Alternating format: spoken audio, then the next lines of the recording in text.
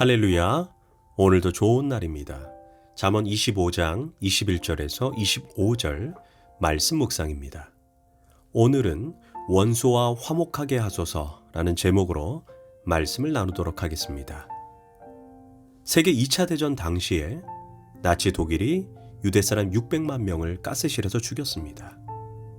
이 학살의 원흉이었던 히틀러의 충신인 아이 히만이 재판을 받고 사형 선고를 받게 되었습니다. 그는 이제 사형 집행을 조용히 기다리고 있었습니다. 그때 유대 사람 중에 자기 가족을 가스실에서 잃은 꼴란즈라는 사람이 아이 히만을 석방해달라고 대대적인 1인 시위를 했습니다. 참으로 이해할 수 없는 일이었습니다. 그런데 그 이유가 이러합니다. 첫째, 아이 히만을 죽인다고 해서 죽은 유대인들이 다시 살아나는 것은 아니지 않는가? 인생은 다 죽듯이 저 사람도 곧 죽을 텐데 차라리 회개할 기회를 주자는 것입니다. 둘째, 동생을 죽인 가인도 하나님은 용서하셨는데 우리가 누구를 정죄할 수 있겠냐는 것입니다.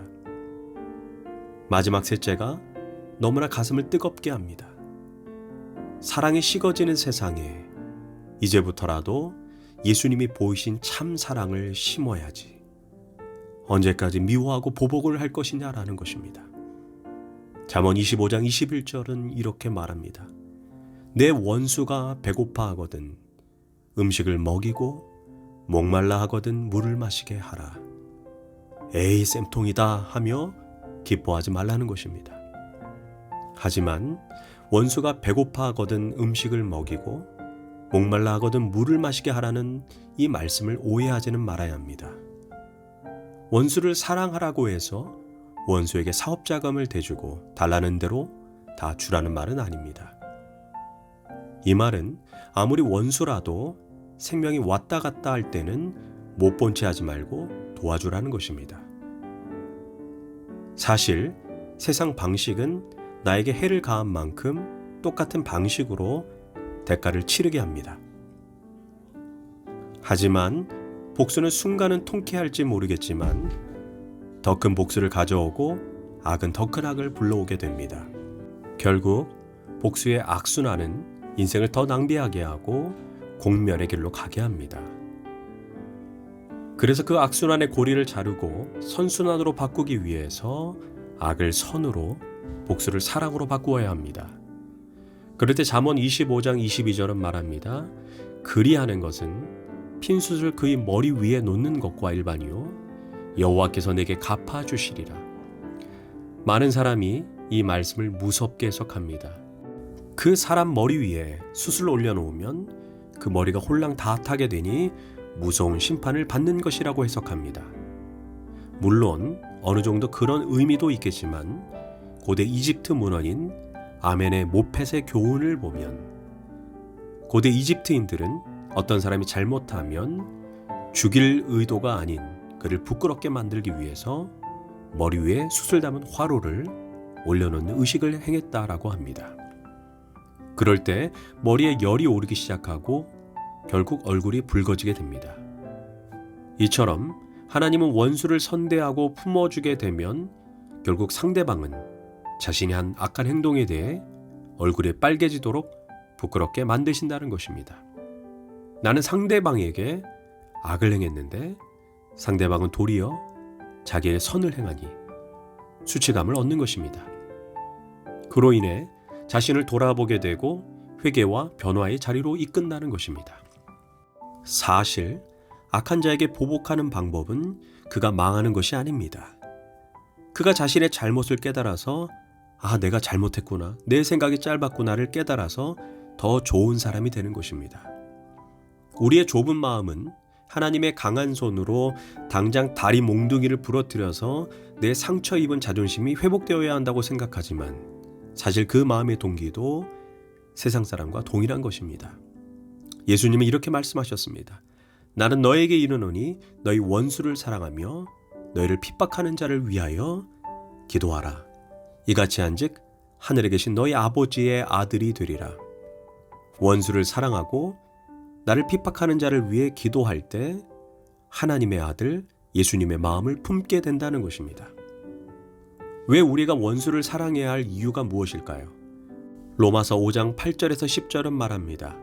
우리가 아직 죄인 되었을 때, 하나님의 원수가 되었을 때 예수님이 우리를 위해 십자가의 죽으심으로 하나님의 사랑을 확증했다라고 말합니다. 하나님이 우리에게 아들을 보낸 시점은 우리가 하나님을 찾거나 성숙했을 때가 아닙니다. 죄인이었고 원수였을 때입니다. 결국 하나님의 원수 사랑 때문에 우리가 예수님을 믿고 하나님의 자녀가 되어 지금 이 자리에 있는 것입니다. 그래서 하나님께서 우리에게 말씀하십니다.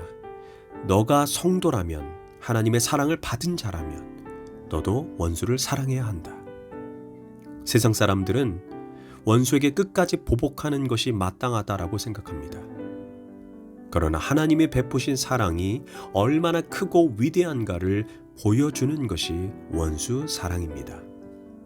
우리가 원수를 사랑할 수 있다면 하나님의 사랑을 받았음을 인정하는 것이고 거기에 바로 응답하는 것입니다.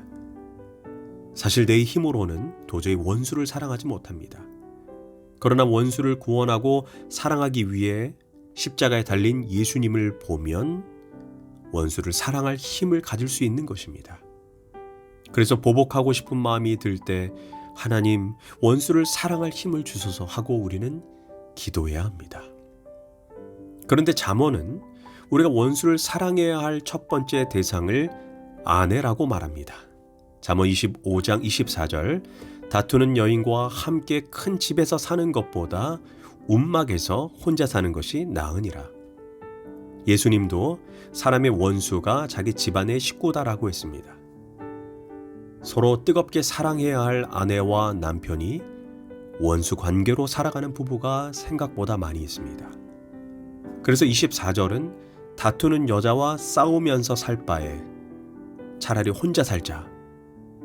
아니, 다른 사람들은 좋은 배우자를 만나 싸우지 않고 행복하게 살아가는데 내 배우자는 왜 이 모양일까? 이런 뜻으로 오해하면 안 됩니다. 본문은 화목의 중요함을 가르쳐주고 있는 것입니다. 가장 가까운 사람과 원수 관계로 살아가니 인생이 고단하고 힘이 빠지는 것입니다. 부부가 화목하지 않으면 모든 것이 있어도 절대로 행복할 수가 없습니다. 왜 화목하지 못할까요? 서로 이기려고 하기 때문입니다. 서로 원한을 풀지 않기 때문입니다. 그런데 상대방은 절대로 내가 원하는 대로 변하지 않습니다. 내가 이기려는 마음을 버리고 먼저 선대하는 마음, 품어주는 마음을 가져야 합니다. 그러면 한쪽이 부끄러움을 느끼고 감동을 받고 변화가 일어나는 것입니다. 특별히 잠언은 부부가 다툼을 줄이고 화목할 방법을 지시합니다. 25절입니다. 먼 땅에서 오는 좋은 기별은 목마른 사람에게 냉소와 같으니라. 먼 땅에서 오는 좋은 기별은 전쟁 나간 아들이 소식이 없어 걱정했다가 나는 살아있다, 이제 곧 집으로 돌아온다 라는 소식 아니겠습니까? 얼마나 목마르게 기다린 소식입니까? 이처럼 모든 사람들이 듣고자 하는 소리, 목말라 하는 소리가 있습니다. 바로 칭찬입니다. 칭찬을 받으면 기쁨이 생기고 더 잘하고 싶은 마음이 생깁니다. 그런데 잘못을 지적하고 비난하는 소리를 들으면 기분이 좋지 않습니다. 모든 사람에게 장점과 단점이 있습니다. 그러면 어느 쪽을 보는 것이 지혜일까요? 너무나 많은 부부가 상대방의 단점을 지적하고 고치려고 싸웁니다. 그렇게 수십 년을 싸운다고 고쳐질까요? 반대로 장점을 칭찬하면 더 좋은 사람이 됩니다. 칭찬은 고래도 춤추게 한다고 말합니다. 칭찬은 원수도 친구로 만듭니다. 칭찬은 상대방을 변화하게 만듭니다. 기억해야 합니다. 예수님은 화목을 위해 무엇을 지불하셨습니까? 바로 십자가입니다. 대가 없는 화목 없습니다. 기도하겠습니다.